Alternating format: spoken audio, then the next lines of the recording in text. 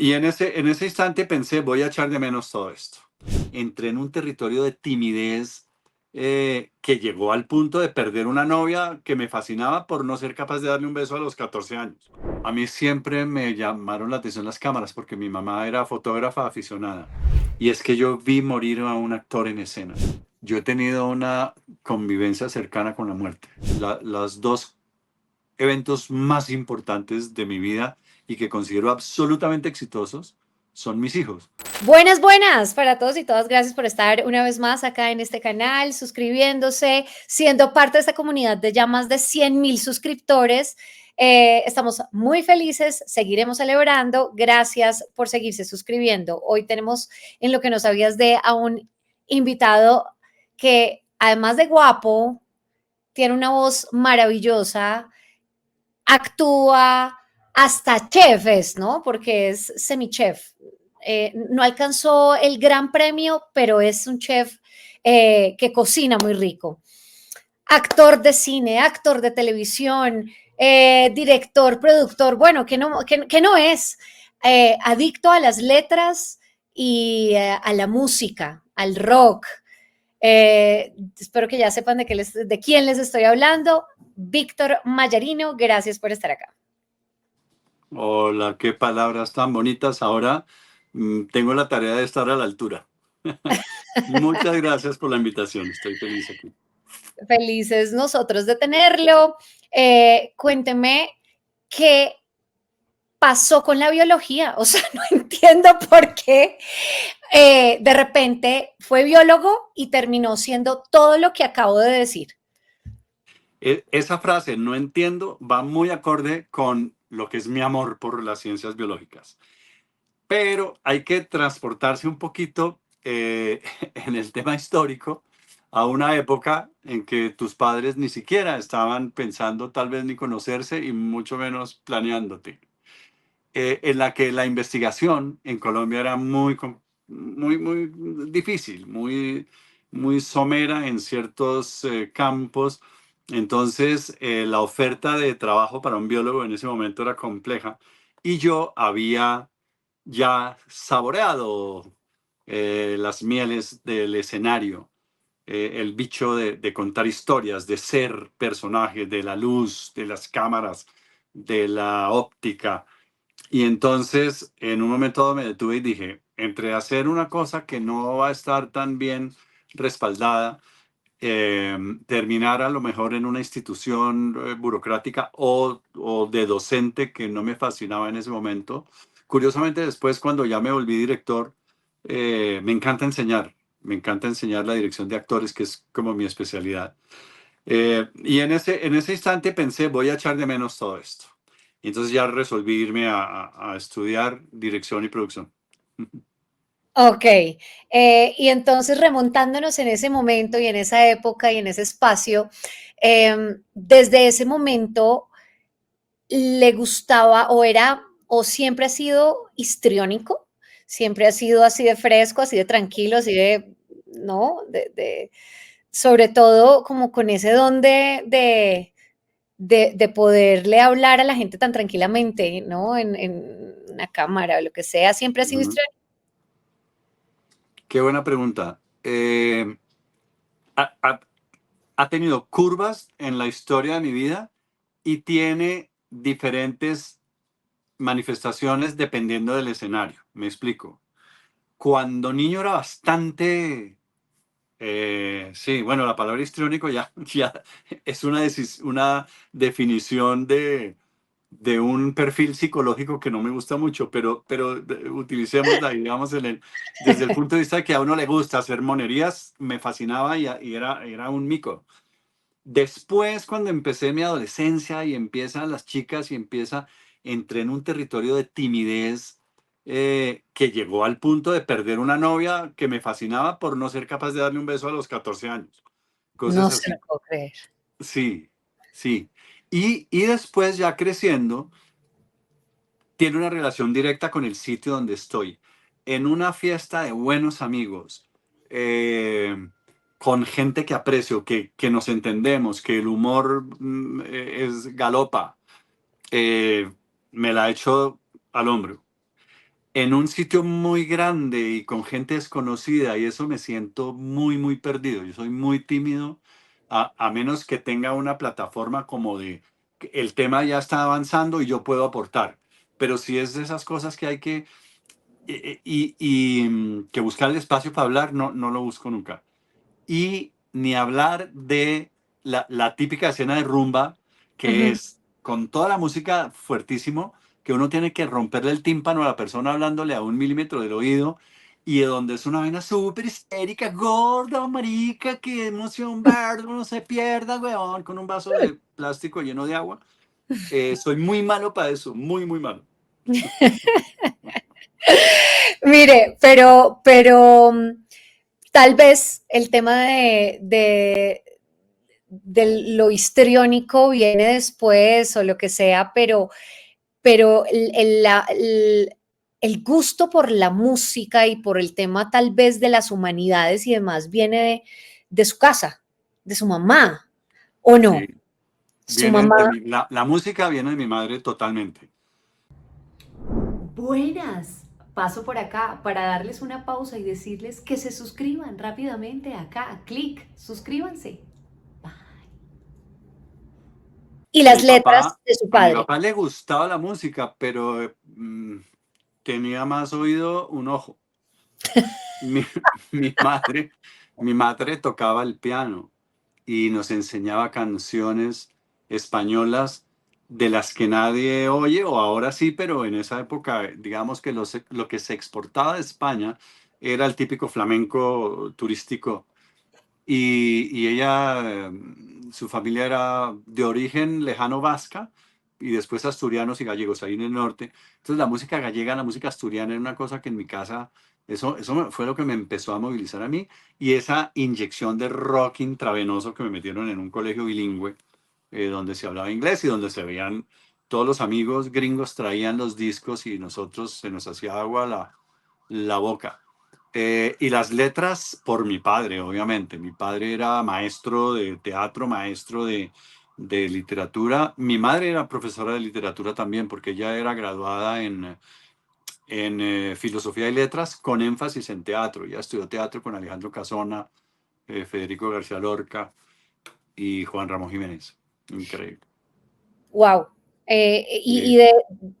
Y entonces, ¿en qué momento usted dice, voy a ser de repente actor o me gusta esto, voy a aprender a hacer esto sí, de esta carrera tan bonita, pero también tan difícil, ¿no?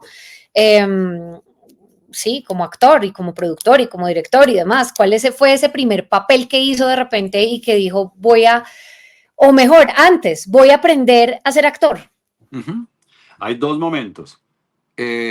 Uno, yendo como el hijo del director de la Escuela Nacional de Arte Dramático y viendo lo que hacían ahí los estudiantes.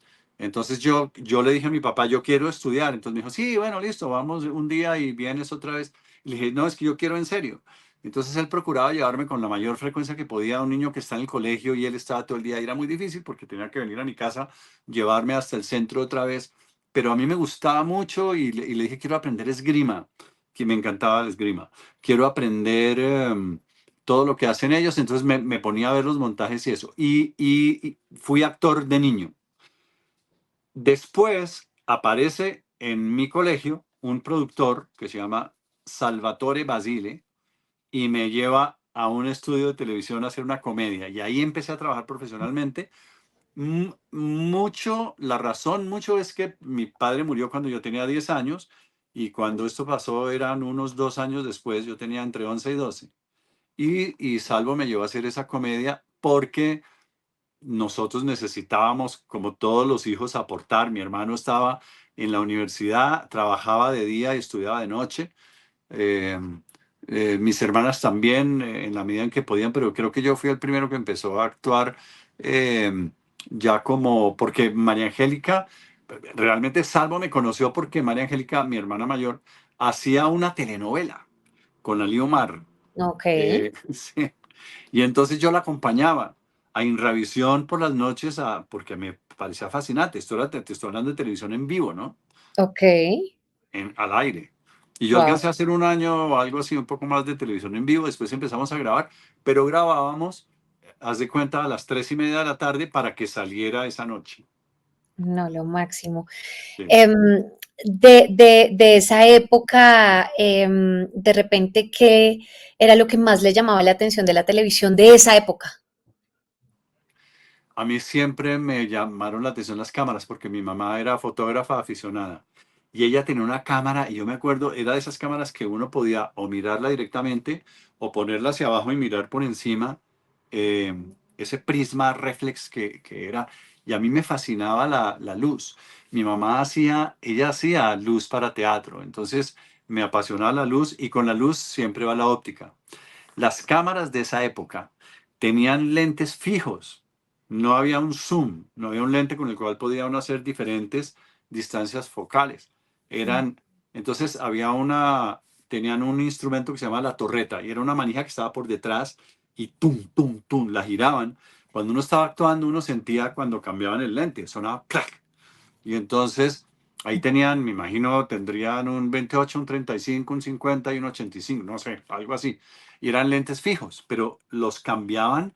Es una tecnología maravillosa. ¿Cómo hace un lente para entrar perfecto? Yo me imagino que eran como una especie de empaques, bujes de caucho, Ujú. ¿no? Que, ¡pum!, sellaban la cosa ahí y lo dejaban perfectamente alineado y colimado. Eso es muy difícil. Hoy en Claro. día cualquier lente se cae, lo que se llama se descolima y es que si el plano tiene que ser así, voy a tratar de ponerlo aquí frente al Tran, tiene que estar Ujú. así, perpendicular al plano. Si se gira una gota, queda descolimado. Entonces, en un lado se siente desenfocado y sale una aberración óptica de la imagen. Imagínate esto para lograr. Entonces, a mí me parece, yo no sabía tanto sobre óptica, pero me llamaba mucho la atención eso. Y las luces colgadas, eso me llamaba mucho más la atención, mucho más que la parte, si se quiere llamar literaria, que cómo es el personaje, cómo va el arco narrativo de la historia y lo que hubiera apasionado a un guionista, a mí me apasionaba mucho más La cámara, la la luz. parte técnica. Ok. Yo muchas veces he pensado si tendría que haber estudiado dirección de fotografía más bien. Fui director de fotografía de mis propios proyectos y en un par de otras personas, pero lo hice en un lapso muy corto. Su padre, amante de las letras y la poesía, él tenía el hábito tal vez con usted de sentarse y de decirle, venga, mijo, vamos a leer un libro, vamos a leer este poeta, vamos a hacer esto, o no, o por el contrario, simplemente usted lo veía en sus cosas y tal vez le llamaba mucho la atención esto. La de Ven a leer era más mi madre. Mi Ujú. padre también, pero él no, como que nos entregaba regalaba libros, los ponía a nuestra merced. Él tenía un estudio muy parecido a este donde estoy, que es de otro padre, que es el padre de mi esposa, que es Carlos José Reyes.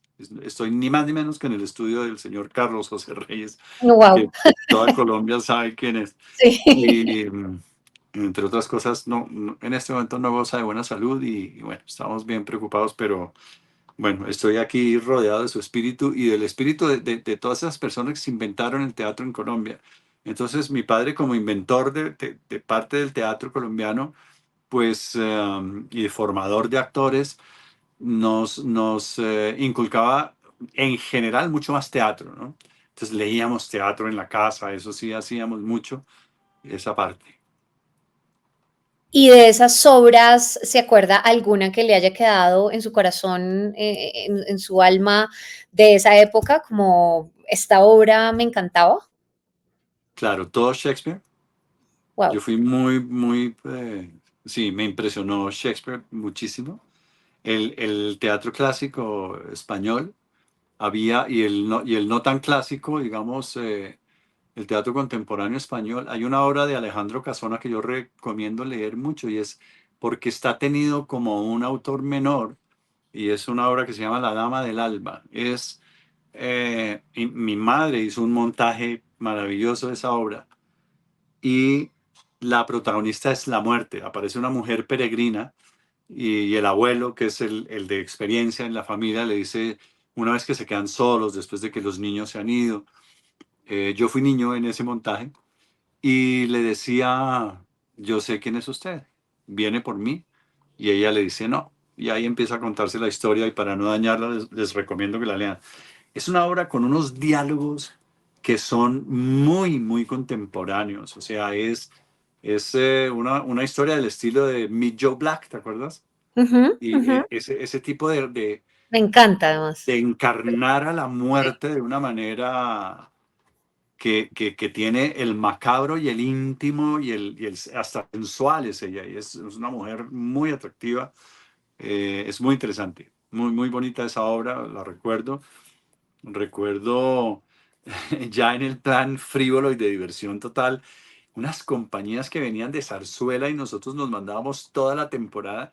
Mi padre, pues él tenía su palco como era el director del Teatro Colón, el palco 17 de primera fila, era el palco de Víctor Mayarino Botero, mi padre. Y Guau. entonces íbamos ahí todos los días a ver lo que fuera, cantábamos, nos poníamos de ruana la cosa, pues nos poníamos de ruana no, sino que ponían en las zarzuelas, esas colgaban los telones con la letra, esas tandas de zarzuela me acuerdo, y compañías que venían, y recuerdo una compañía que vino una vez y yo viví el momento más escalofriante que he vivido en una sala de teatro en mi vida.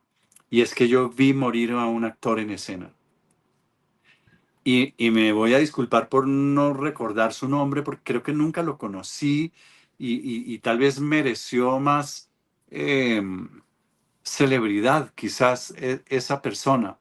Me acuerdo que esas compañías contrataban actores colombianos para ciertos papeles, ¿no? Como yo no sé si era cumplir un tipo de cuota o sindical o formal de la administración de Bogotá o simplemente lo hacían de cortesía, pero contrataban dos o tres actores que hacían un papel menor, no eran un extra paradito ahí, sino era una persona que tenía texto y no sé qué. Y yo creo que este hombre estaba tan fascinado con lo que estaba haciendo y tan excitado que entró tan arriba y se murió parado. Y la razón por la que digo que se murió parado, a riesgo de sonar gráfico y horrible, es que el golpe de su cabeza contra el escenario, con toda esa estructura acústica del Teatro Colón fue escalofriante. Él no se fue cayendo como la rodilla, la mano y prun se desgonzó, sino que se cayó vertical y su cabeza dio contra el suelo como si, sí, como si no hubiese nada porque no había nada que la sostuviera. Mm. Y cae el telón y mi hermana y yo que estábamos ahí nos miramos y dijimos, ¿qué pasó? Eh, parecía que fuera parte de la cosa, pero no puede ser que se dé tan duro en la cabeza. Cae el telón y sale el director de la compañía y dice, hay un médico en la sala y entran tres, cuatro personas. Se están allá un tiempo y vuelve y sale él y dice, lamentamos mucho, un actor acaba de fallecer y Uy, por hoy está cancelada la obra. qué duro, Terrible, horrible. Sí, nosotros teníamos, yo tenía 8 años o 9. durísimo. Y eso me da cabida una pregunta que no la tenía anotada, pero sí me parece que es al lugar y es sobre la muerte. ¿Qué cree usted? ¿Qué opina de la muerte? Yo he tenido una convivencia cercana con la muerte. Pues estuve, porque además en esa época era la época y que mi padre pues era una celebridad. Entonces fue muy largo. Yo lo tuvimos en mi casa como 2 o 3 días. Recuerdo una escena bastante fuerte, pero para mí no lo era, porque cuando uno tiene 10 años como que la vida viene y uno la toma como es. Eh, pero era una cosa, y es que le querían hacer una máscara, una mascarilla para poner en el Teatro Colón. Entonces apareció una señora, lo primero que hace es poner un trípode como de luz de esas de fotografía vieja, le pone una luz así eh, muy resplandeciente en la cara y empieza y saca un bowl, una coca, y empieza a mezclar yeso y empieza a ponerle yeso en la cara. Y tú sabes que tu padre está muerto, pero sentir que le tapan toda la posibilidad de respiración siempre te No, deja un poco. Poco impresionada. fuerte, ¿no? Y Sí. después empieza, pum, pum, le pone la cosa y se queda mirándome así. Yo no sé yo qué hacía al lado de un féretro. Seguramente tendrían que haberme dicho no, pero seguramente a mi mamá la agarró algún genio de esos de la nueva psicología, ¿no? De los años 60 y le dijo, permita que el niño elabore el duelo observando a su padre, porque él tiene que tener el choque para que después lo pueda sublimar. Mm, Entonces, bueno, yo ahí. Y, y la señora se queda ahí, no sé qué, y me mira, y mira el reloj, y esperemos a que se seque, y finalmente le quita la cosa, le lava la carita ahí con agua y jabón, cierra la tapa y se va, ¿no? Entonces, bueno, pero me estaba desviando de tu pregunta. La muerte está ahí, y la muerte es, no sé bien cómo responderla, como cuál es mi definición de la miedo no le tengo, como han dicho varias personas, y muchas se lo han atribuido a ellas, pero eso lo dijo alguien hace muchos años en una entrevista, y es que dijo, yo no le tengo miedo a la muerte, le tengo miedo a la morida. Eh, Eso exactamente me pasa. Pienso en ella y estoy bien con ello. Am, Considero que la muerte llega un poco obedeciendo la ley de la sabana. Un poco, yo, digamos, yo ahora, y esta conversación la tengo con mis hijos. Yo estoy en un momento en el que todavía pateo, soy un búfalo robusto y puedo patear al león, pero va a llegar un momento en que ya soy parte de los que deben pasar a ser, a formar parte de una pirámide trófica y de una cadena alimenticia lógica. eh, y eso, que si hay algo después, no lo creo. Eh, y ya, es un ok, poco mi pensamiento. Me parece que ok. inspira muchas cosas. Eh, Toda la filosofía reposa mucho sobre la base de cómo nos concebimos y cuál es el propósito. Siento que no hay un propósito, hay una razón para estar, pero no un objetivo al estarlo. Creo que no creo en ninguna religión, obviamente, soy completamente ateo. Ujú, Pienso que muchos de los problemas que tenemos y sobre todo el impacto al medio ambiente los ha generado el concepto religioso, sobre todo de las religiones abrámicas, porque las religiones politeístas son mucho más inteligentes, generando un hecho sagrado en cada accidente geográfico, en la quebrada, en el viento, en el agua. Eh, Nosotros, los quienes hemos sido educados con esa formación, establecemos un foco central sobre la creación como si todo hubiese sido hecho, perdón, para el ser humano. Y nos negamos a aceptar que somos simplemente una criatura más y que debemos compartir el planeta con los demás y respetarnos, ¿no? Es como lo que ujú. pienso. Pero es ateo desde siempre, toda esta concepción y demás de el ser superior y de todo esto de lo que acaba de hablar, esto nace de repente como con los años, porque pues yo me imagino que Claro. al ser un niño también, incluso cuando pues al ser un niño, además de perder a su padre desde tan temprana edad y demás, pues me imagino que no sé si en ese momento cómo fue con respecto a cómo superar un duelo de tan temprana edad, desde tan temprana edad, y si se aferró en ese momento a algo o a alguien. Buenísima está la pregunta desde todas las dimensiones, digamos. Si voy de atrás para adelante, si me aferré a ello religiosamente por elaborar la pérdida de mi padre, cero. Nada, en ese momento nunca concebí, más allá de que la frase de mi hermano cuando me despertó esa mañana fue, papito está en el cielo. Entonces uno sí lo imagina en mejor lugar y eso sí lo consuela a uno, pero es un pensamiento fugaz, no fue que lo elaboré demasiado, que me lo tuvieron que decir varias veces, mira, él está muy bien y tal. Yo lo asumí como era, fue rarísimo, yo tuve una relación muy concreta con el hecho. Creo que mis hermanos, que eran mayores, les dio mucho más duro. Lo que te decía antes, uno cuando es niño afronta la vida como es, y si es sin papá, será sin papá, y uno sigue en adelante, y uno sigue adelante. Eh, Ay, había una parte de tu pregunta que olvidé que estaba buenísima.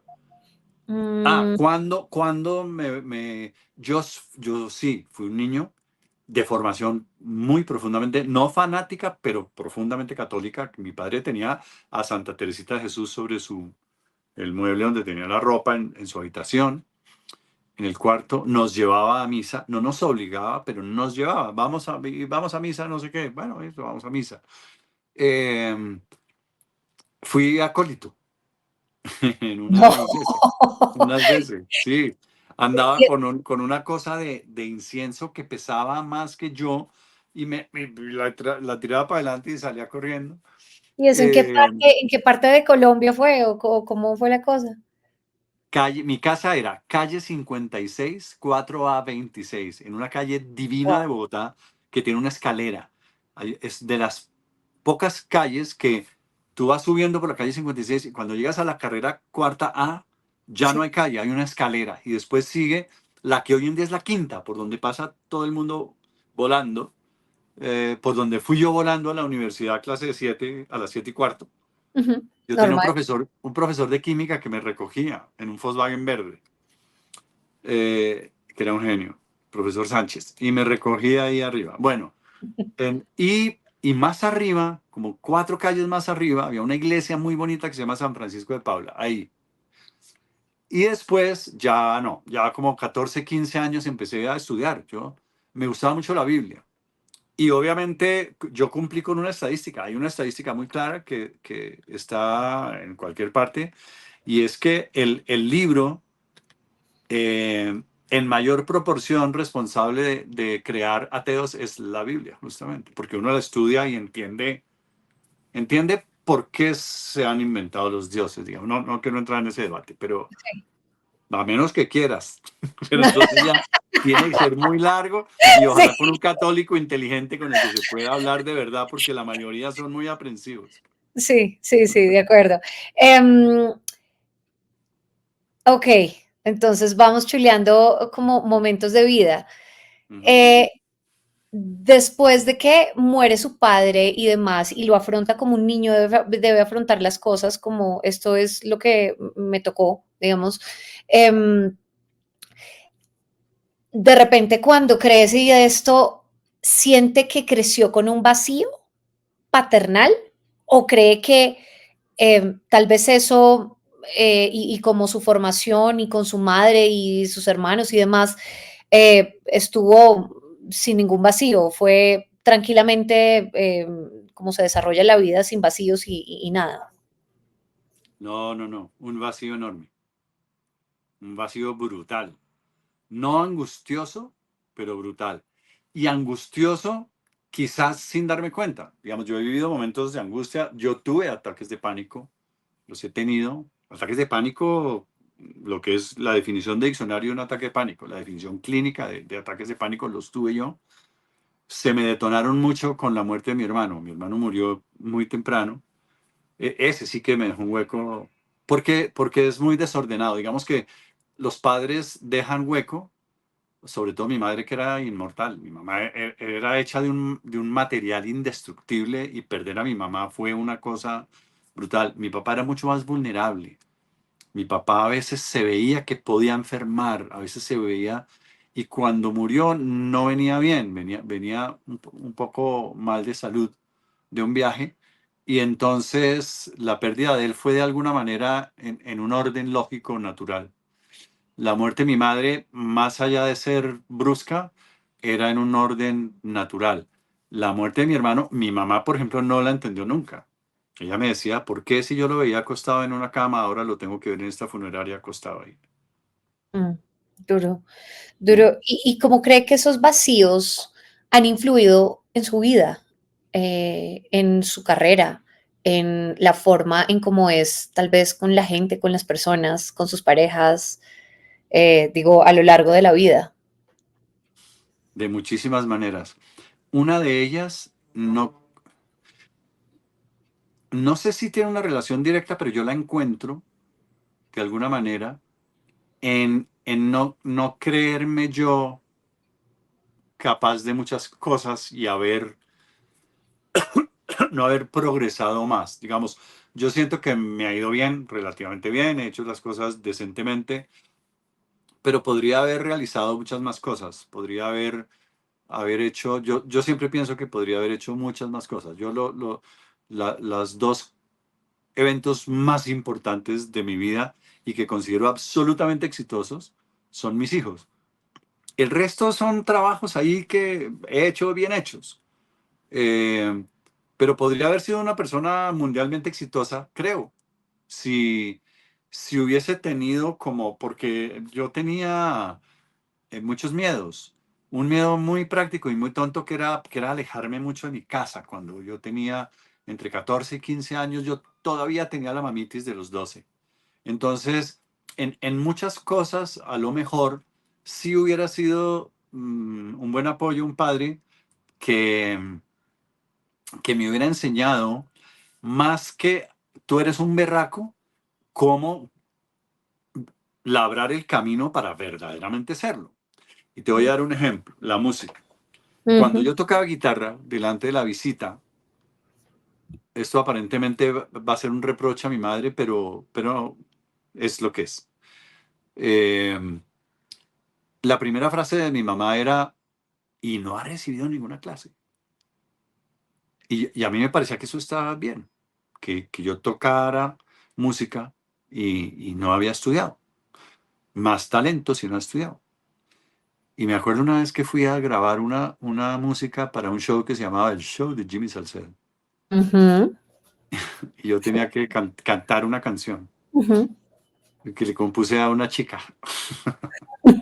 Y le dije, hice el oso tan peludo de ir en la mitad de la universidad y decirle, el martes hay un programa de televisión por la noche, véalo, no era el fin de semana. El sábado por la noche, vea televisión porque ahí hay algo. No sé qué. Bueno, afortunadamente a ella le gustó y fuimos novios. Ok. Entonces, bueno, yo fui a grabar la vaina y los músicos me dicen, bueno, esto es que por la relativa de si bemol menor con escala dórica y de ahí salí a estudiar teoría musical. Y Wow. cuando mis hijos estuvieron en edad de hacer cualquier cosa, bueno, cualquier cosa, pero no, sí, cualquier cosa. Mira, si vas a hacer popó en la mica, tienes que hacerlo El mejor. con técnica. Tienes que ser el mejor poposeador de mica, al menos de Latinoamérica, donde hay tanta gente que la caga todo el día. De acuerdo, Sí, sí, sí. completamente de acuerdo, sí, sí, sí. Sí. Em, Estudia, estudia, estudia, estudia, estudia. ok. ¿Se arrepiente de algo en la vida, de lo que ha hecho o de lo que no ha hecho? De lo que me arrepiento implica un par de nombres propios y no los voy a dar por obvias razones de respeto. Ujú, Me arrepiento de no haber hecho cosas. ujú, Quizás, ¿sabes qué? Yo creo que si yo me hubiera comido el cuento de Hollywood, me hubiera ido. Yo estaba en condiciones de irme a California, tenía la manera de hacerlo, me dieron una beca, tan, tan, tan. Y quizás ahí, y yo desprecié mucho el tema eh, Hollywood me pareció gringo, me pareció que uno se vaya y lo agarra es un coach a uno a decirle, cuando tú dices, oh my God, tienes que hacer así, y cuando tú dices, y cuando tú dices, stop it, tienes que hacer así, y es como una cosa muy de cliché, ¿no? Pero es mentira, en Hollywood y en el cine independiente en Estados Unidos hay cosas interesantísimas. Y no me apeteció ir. Yo estudié en Europa porque me fascinaba el tema europeo, pero era mucho más difícil. Y tal vez sí me he debido pegar el crossover y en este momento hubiera hecho a punta de clichés mucho billete y estaría haciendo lo que me diera la gana ya desde el punto de vista creativo. Tal vez me arrepiento de no haber dado ese tipo de pasos, pero ok. no tendría que pensar, seguro que me he arrepentido de cosas, pero tendría que pensarlas mejor. Sigamos charlando y de golpe me acuerdo de una entre la otra. Bien, usted ha nombrado en distintas ocasiones u oportunidades novias, mujeres. Y fíjese que, pues evidentemente, cuando un tipo está guapo, el tipo sabe que está guapo. O sea, eso no hay nada que hacer. ¿En qué momento Víctor Mayarino sabe que es guapo y sabe que puede llegar a cualquier lado y decir, esta me gusta? Qué buena pregunta. y te la contesto concretamente, no te voy a decir, no, mira, yo nunca he pensado que No, no, no, te la hombre. contesto muy concretamente a los 30 y, no, 25 años. Y ahí, Toda mi adolescencia fui muy poco agraciado. Yo era muy flacucho. Yo era muy flaco, cosa que uno en ese momento no aprecia, porque la salud, claro. uno hace todo mucho mejor si es muy flaco, pero yo era flaco al nivel de que el man de al lado estaba mucho más guapetón, Ujú. más buenón, como se quiera llamar, más hembro. Yo no, yo era muy, muy poco agraciado, pues me parece. Después ya A sí, mí me no. empecé como, yo soy ¿cómo es que se llama eso? En inglés, qué pena, es que yo estudié toda mi vida en inglés, entonces se llama late bloomer, pero no sé en español. Como que uno florece tarde, digamos, Sí, es decir, sí, sí, la sí, sí, manera. sí. Sí, y Ahí- sí, ahí- en los veintitantos años empecé a ver que fue chévere, ¿para qué te lo niego? Fue chévere ver como que llegaba uno a un sitio y la gente decía, oiga, no sé qué, y a mi hermana, y la que me traducía eso era mi hermana. Todo el mundo me dice que estás guapísimo, que no sé qué. Cada vez que yo hago una cosa, bueno, ese es otro tema, esa es otra razón de mi mediocridad, es que mi hermana, cuando se murió mi mamá, Elena especialmente, quedó encargada de decirme que yo era un genio para todo. Y no, y eso, como eso no es verdad, entonces lo vuelven a uno un idiota. Pero no idiota con las mujeres, estoy segura. No, no, Eh, no, con las mujeres no, porque siempre tuve muy buen feeling y muy buena conocimiento de, no sé por qué, algo pasó en mi neurona o alguien me lo dijo, no me acuerdo. Pero bueno, una de las razones es, bueno, pero te iba a decir, me dijo cómo más o menos se conecta uno y es eso, mostrando vulnerabilidad, mamando gallo, el humor, una guitarra y un cachorrito Golden Retriever en un parque, esa vaina no falla. Pero un referente brutal es mi hermano. Ese sí era guapo y ok. ese sí era inteligente, brillante y simpático. Usted ha salido con mujeres muy guapas, de Sí. muy bonitas en la vida nacional. Y de hecho, hay un cuento muy chistoso como con Katy Sainz, tal vez, una pega que le hicieron en la Mega, en fin, de todas esas mujeres con las que salió. ¿Tiene alguna como en particular que se le haya quedado en el corazón y que usted diga, oiga, esta vieja sí fue especial para mí? ¡Ah! No, nombres propios no. Le voy a dar una pista. Hay una que fue que cuando... Ay, sí, mira, te lo voy a contar porque estoy seguro que si ella estuviera acá se reiría. Cuando ella quiso, yo no quise. eh, y unos 3 años o 4 años después me la encontré en otra ciudad del mundo además y dije, soy un idiota y le tiré un lance de una torpeza y ya ella me dio el mensaje muy claro, no, nene, yo ya me moví para otro lado. Así fue. Ya, Y bueno, en el corazón pues siempre está lo que fue muy bueno, está en el corazón. sí, Obviamente. mm, es cierto. Sí, a veces pasa mucho el timing en inglés, ¿no? O el tiempo que no coincide. Uno eh, es tiempo. exacto. Uno es muchas cosas, pero es fundamentalmente tiempo. Hay un momento en que uno siente cosas y tal, y el momento en que coincide, y voy a ser aprovechado, porque a lo mejor debo esperar a que llegue la pregunta que muy probablemente va a llegar. Voy a esperar un poquito a ver si llega, y si no llega, yo te digo una cosa. Sigamos. Se autorresponde. Está bien. Le molesta que le digan, Yo tengo un amigo que era un maravilloso poeta y ajá. tenía una copla muy corta, muy bonita que decía, Roberto, pregunta el loro. Ya voy, él mismo contesta. Qué fortuna, qué tesoro ser pregunta y ser respuesta. Respuesta. Muy bueno. Buenísimo, buenísimo. Mm. Le molesta que le digan galán? Mucho, Uf, gracias. mucho porque la definición de esa palabra obedece a unas estructuras dramatúrgicas completamente fallidas que yo no sé por qué en un momento dado a la gente le producían fascinación. Ujú, Todos los, voy a acompañar la palabra de un gesto que también detesto, que es todos los galanes que hice yo eh, necesitaban grandes actos de torpeza, ujú. necesitaban grandes falencias, necesitaban gran vulnerabilidad.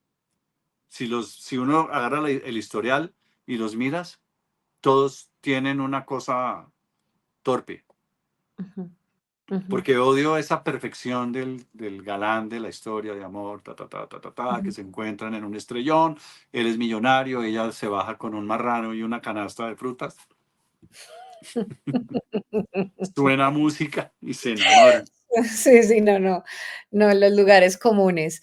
Vea, Víctor, Además es el lugar común del materialismo, porque la historia no termina bien si uno no la ve a ella bajar forrada en diamantes por una escalera sí, estrato 14.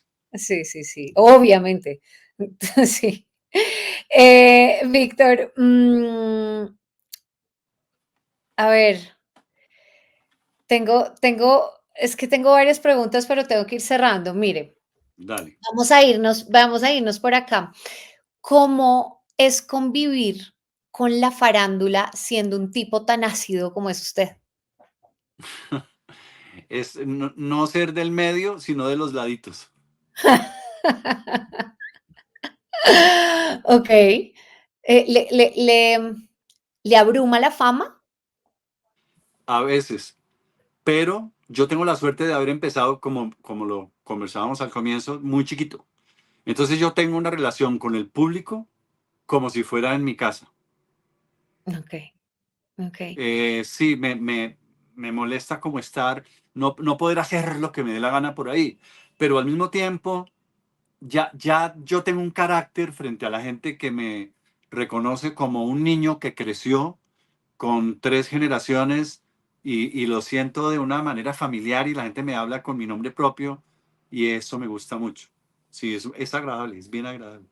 Que lo Me salto la fila en la oficina de impuestos, por ejemplo. No, en ajá, la oficina de impuestos no, pero en ciertos sitios uno se salta la fila. Yo nunca me he saltado una fila. Mi hermana okey. Elena no ha hecho una fila nunca en su vida. Se ha colado al cine desde que tiene 6 años. Yo no, yo me espero a que me llamen, pero si me llaman, pues ajá, marica el último. Obvio. Eso ya no se puede decir, ese tipo de cosas ya no son No, no, no, políticamente. no, no, no, no, no, no, es Bueno, políticamente digamos, pues es incorrecto, que incorrecto, incorrecto. incorrecto. Sí, sí, sí. ¿Qué lo frustra? Mi propia falta de concreción frente a proyectos que me imagino y no los corro a hacer. Y he visto, como dicen en el fútbol, el que no los hace los ve hacer. He visto hacer cosas que a mí se me ocurrieron y que me da rabia no haberlas implementado. Después las veo hechas por otros. Eso me frustra mucho. Me frustra mi país. Me frustra ver que por estar cada uno contando su propia puta historia de éxito de su ego, no hemos llegado a conciliar que hay diferentes maneras de pensamiento. Hablan de polarización. Pues sí, si hay pensamientos polares, están extremos, pues vengamos al centro y conversémoslo. No, entonces tenemos un gobierno que históricamente desperdició una gran oportunidad.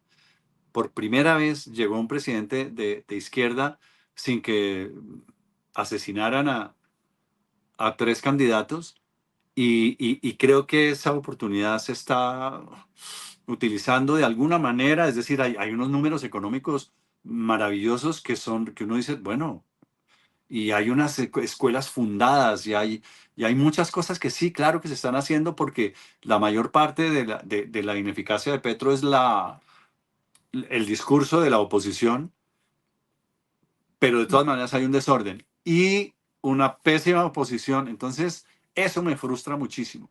Me gustaría ver un debate frente a temas ambientales, primero que todo, la gente cree que el que es ambientalista es porque es que le gustó ese tema y es fanático de ese tema. Es que el medio ambiente es todo, lo es todo. Debería ser lo primero en la agenda y la ciencia debería estar mucho más favorecida.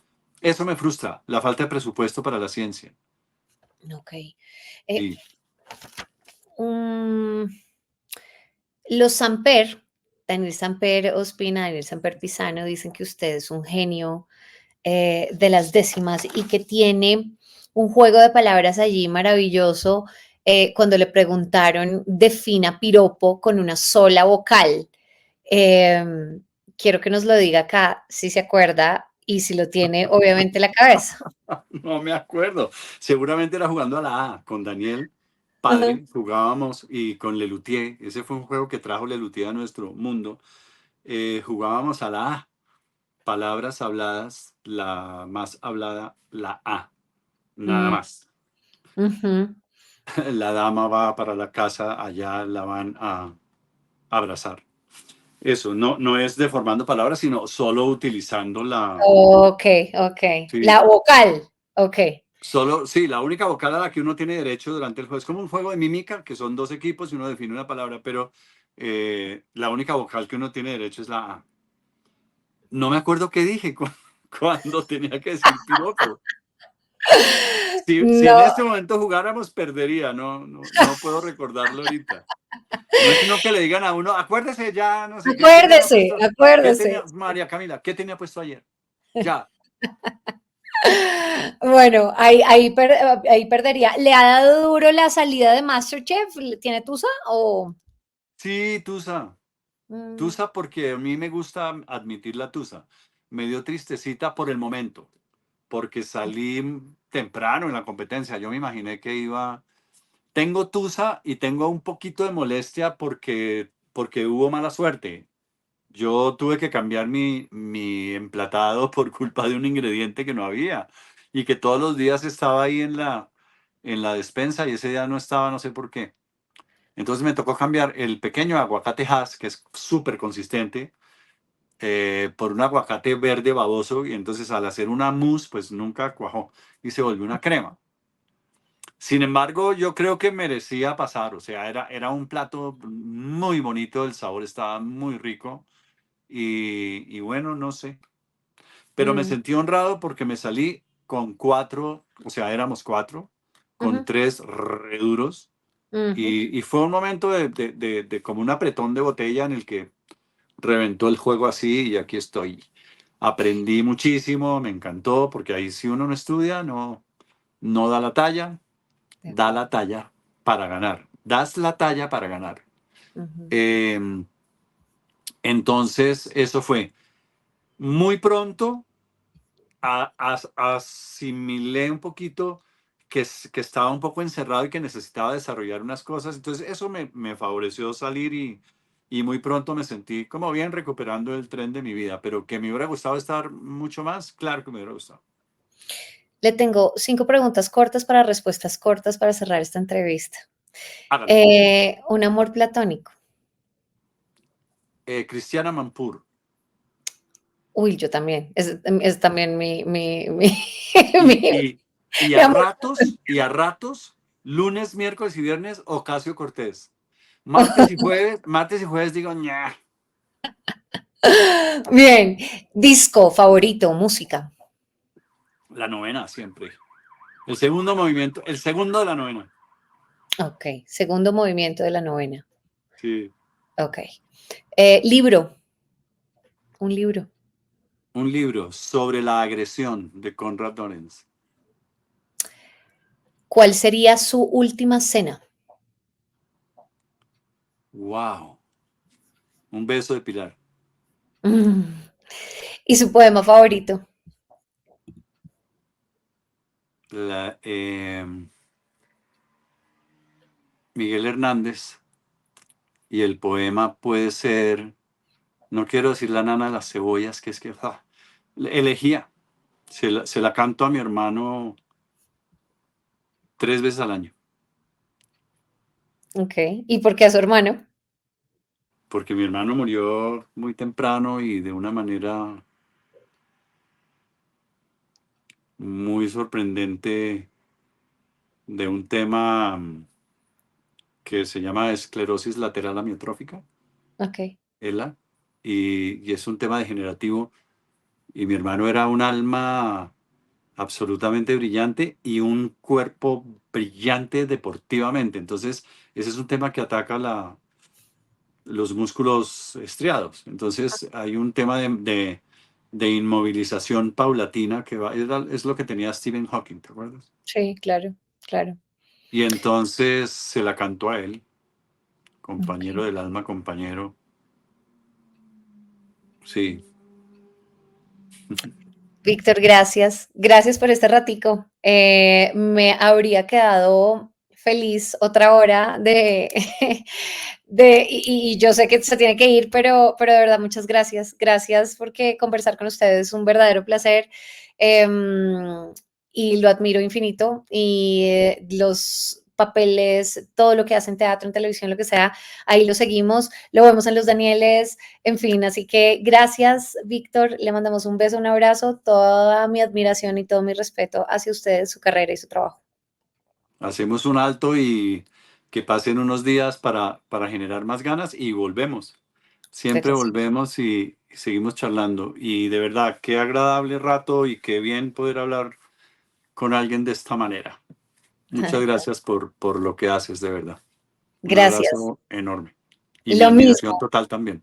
Gracias. Un abrazote gigante. Gracias a la gente que estuvo hasta el final de esta entrevista. Háganos saber sus comentarios acá abajo. Suscríbanse. Em, de repente, si se les ocurre en algún momento, están viendo esta entrevista y quieren compartirla con la gente, con sus amigos, familiares, allegados, y les pueden decir, venga, María Camila está haciendo estas entrevistas, suscríbanse, pues lo valoraría mucho y lo valoro, los valoro mucho a ustedes. Gracias a toda la gente. Bye, chao, nos vemos.